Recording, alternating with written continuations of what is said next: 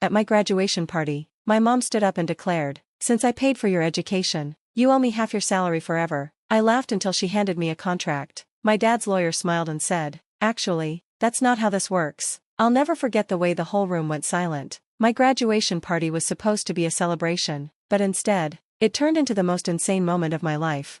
I had just finished thanking everyone for coming, still riding the high of finally being done with college, when my mom, standing in the middle of the living room with a wine glass in hand, cleared her throat and said loud enough for everyone to hear, "Since I paid for your education, you owe me half your salary forever." At first, I thought she was joking. I actually laughed, a real full-body laugh, because how ridiculous is that? Who just stands up at their kid's graduation party and says something like that? But my mom wasn't laughing. She reached into her bag, pulled out a folder, and handed it to me like she was some kind of debt collector. "You can laugh all you want," she said, her voice sweet but firm, "but I had this drawn up a while ago. It's legally binding." I opened the folder, still thinking there was no way this was real. Inside, I found a detailed contract outlining every expense: tuition, housing, textbooks, even gas money and the food I ate during holidays. On the last page, there was a clause that made my stomach turn: if I refused to sign, my mom reserved the right to take legal action against me for failure to reimburse a personal loan. I swallowed hard. A personal loan? She had never once mentioned that the money was a loan. I had asked her multiple times before committing to college if she was okay covering the costs, and every time, she had smiled and said, "It's an investment in your future." Now, here she was, handing me a contract in front of everyone at my own graduation party. Acting like this was just another normal conversation. I let out a slow breath. "Mom," I said, my voice calm but firm, "you never told me this was a loan." She tilted her head, feigning surprise. "Oh, sweetie, of course it was. You didn't think I was just giving you that money, did you?" She laughed lightly, looking around as if expecting the guests to agree with her. "You're my child, but you're also an adult now, and adults pay their debts." I stared at her, my heart pounding. Then, from the corner of the room, my dad finally spoke. "Well, actually," he said, motioning toward the man standing next to him, "that's not how this works." All heads turned toward him. His lawyer, a sharp-dressed man with graying hair, stepped forward, adjusting his glasses as he held out a folder of his own. "Miss Carter," the lawyer said, addressing my mom formally, "we were made aware of your contract a few weeks ago, and after reviewing the details, I'd like to clarify a few things for your son before he makes any decisions." I looked at my dad, confused. My mom, however, was suddenly very still. The lawyer opened his folder. "First, you cannot legally demand payment without a signed agreement in place before tuition was paid. Since there is no pre-existing contract and no signed promissory note, your claim of a loan is unfounded." My mom blinked. "Excuse me?" The lawyer continued. "Second, even if this were considered a loan, verbal agreements regarding financial support from a parent to a child are rarely upheld in court, especially when there is substantial evidence that the money was given without expectation of repayment." I felt my breath catch. Oh my God, Dad knew. Dad had seen this coming, and he had prepared for it. My mom's face darkened. "That's ridiculous," she snapped. "I have proof. I have emails, text messages, I've reviewed them." The lawyer interrupted smoothly. "And none of them state that your son was required to repay you. In fact, multiple messages show you reassuring him that you were covering the cost as a parent, not as a lender." The color drained from her face. My dad crossed his arms. "So," he said, "if you really want to go to court over this, we can, but I don't think you'll like the outcome." The tension in the room was suffocating. My mom opened her mouth, then closed it. She looked around the room, realizing that everyone had just witnessed what happened: her friends, her coworkers, our relatives. They had all seen her try to ambush me with a legal contract, only to get shut down immediately. I could see the panic creeping into her expression. She had thought she would corner me into signing. She had thought I'd be too embarrassed to argue in front of all these people. She hadn't expected my dad to be 10 steps ahead of her.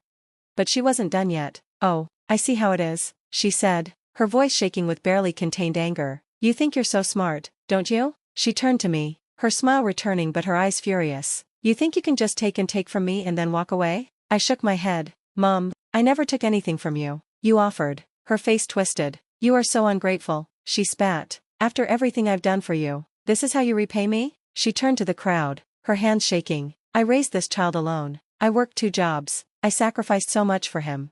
My dad scoffed. "You had full custody and refused to let me help. Don't act like you did this alone." The room felt frozen in time. That was the moment it clicked. This wasn't about money. It was about control. My mom had always used money to keep a grip on me. She had made me feel like I owed her something. Like my entire existence was a debt I had to repay. And now that I was finally free, Now that I had graduated and could start my own life, she was trying to pull me back in, and she was losing.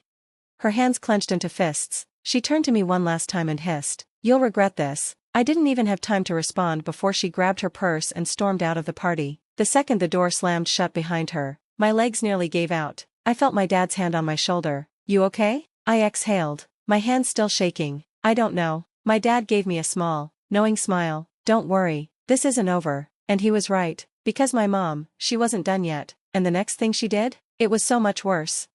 My mom stormed out of the party, humiliated, but I knew she wasn't going to let it go, and I was right, because just 2 weeks later, I got a letter from a lawyer, the lawsuit. At first, I thought it was junk mail, but when I saw the sender's address, my stomach twisted. It was a demand letter from a lawyer my mom had hired, claiming that I owed her a total of $176,000 for educational expenses and associated costs, and if I didn't pay, she was threatening to sue me. I stared at the letter, barely able to breathe. She had actually done it. She had actually gone to a lawyer and tried to take me to court. I called my dad immediately. When he saw the letter, he didn't even look surprised. "I figured she'd try something like this," he said, shaking his head. "She doesn't know when to stop." That's when his lawyer stepped in again. "She doesn't have a case," the lawyer reassured me, "but if she's determined to drag this to court, we might have to counter it in a way that ensures she never tries this again." I swallowed hard. "What do you mean?" The lawyer gave me a small, knowing smile. "We're not just going to defend you," he said, "we're going to hit back." Digging up the past, my dad had stayed quiet during most of my childhood. He and my mom had a messy divorce when I was little, and she made sure I stayed as far away from him as possible. She told me he didn't care about me. She told me he never wanted to help. She told me she had to do everything alone. That was a lie, because when we started preparing our counter case, my dad showed me bank statements, emails, and legal documents from years ago, proof that he had sent her thousands of dollars in child support and attempted to contribute to my education. And every single time, she rejected it. She wanted full control over me. If he contributed, she'd lose the power of saying, "I did this all on my own." And now, she was trying to extort me for money she had refused to take from my dad in the first place.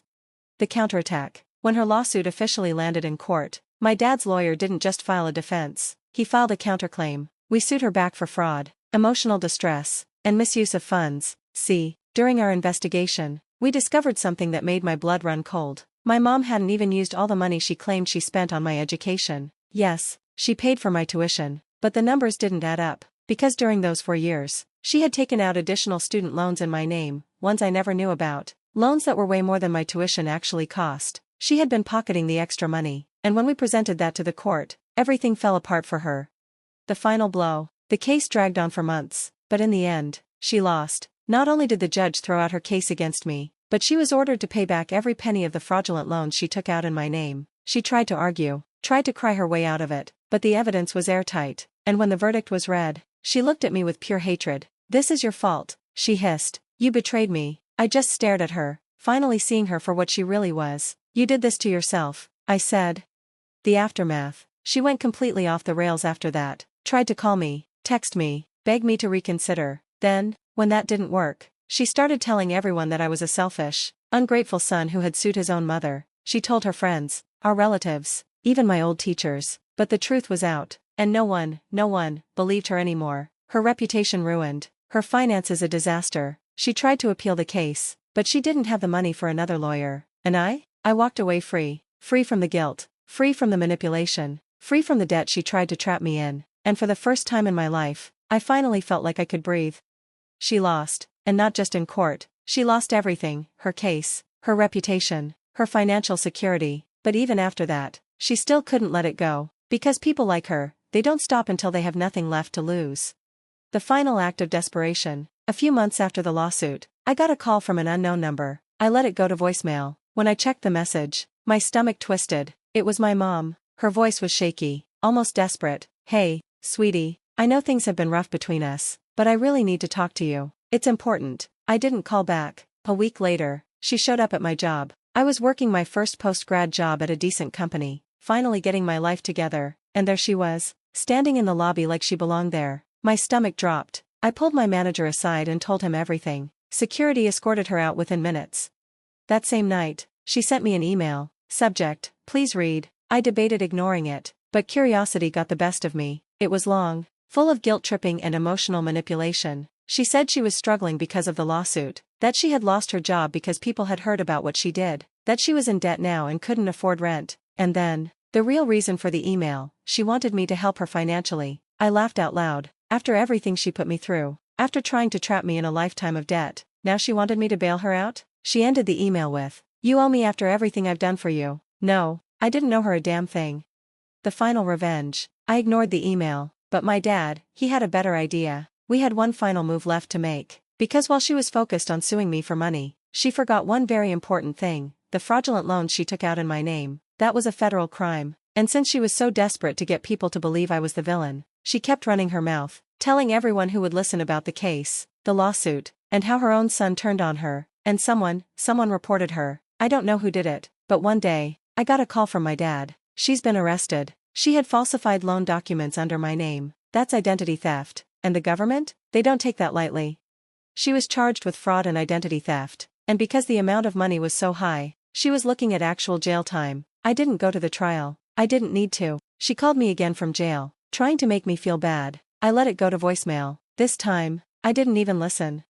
The aftermath. She ended up serving time, not long, but enough to make her life even worse than before. She lost her house. She lost her job. She lost everything she had tried to control. And me? I moved on. I built a life for myself, free from her. No guilt, no manipulation, no twisted expectations. I kept in touch with some family, but most of them cut her off too after they found out what she did. As for my dad, we got closer than ever. Turns out, he had been waiting for me to see the truth on my own, and when I did, he was right there, ready to help me break free from her grip. Now, years later, she's nothing more than a bad memory. And me? I finally got the one thing she never wanted me to have, freedom.